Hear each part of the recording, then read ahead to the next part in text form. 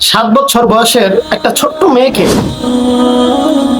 ধর্ষণ তো করছেই, সাথে নিজ হাতে গলা কেটে দেহ থেকে গর্দাটা আলাদা করে ফেলা হয়েছে। আরে ভাই, এমন নির্মম ঘটনা কি এর আগে বাংলাদেশে ঘটেছে কখনো?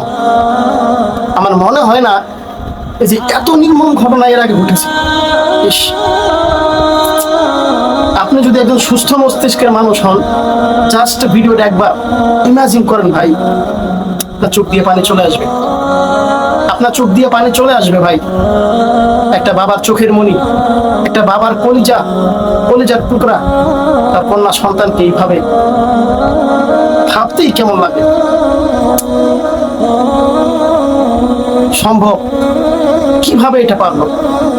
সেই পাষাণ হৃদয়ের অধিকারী সেই ব্যক্তিরা এটা কিভাবে পারলো? তার কি একটা হৃদয় ছিল না? তার কি অন্তর ছিল না?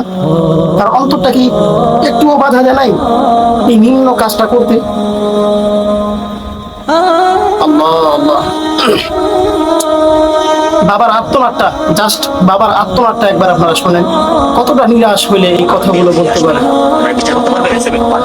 ছোট্ট একটা মেয়ে, নাম তার রামিসা, 2য় শ্রেণীর ছাত্রী।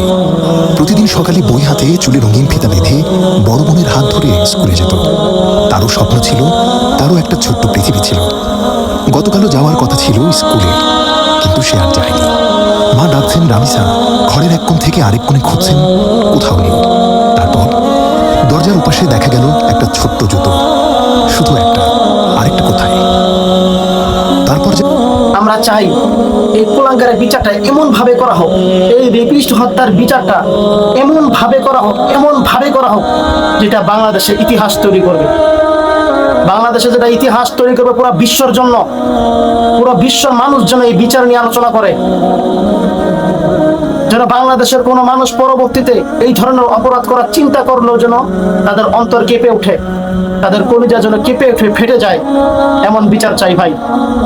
আমারও তো একজন কন্যা সন্তান আছে, ভয় লাগে এইসব বিষয় যখন আমরা ফেসবুকে দেখি, ভয় লাগে, আমাদের অন্তরটা ফেটে যায়।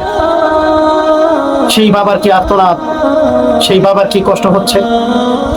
ভাই, আপনার মেয়েটা যদি থাকতো ওই জায়গায়, যদি আপনার কন্যা সন্তানটা ওই কন্যা সন্তানের পাশে জায়গায় থাকতো, আপনার কেমন হতো?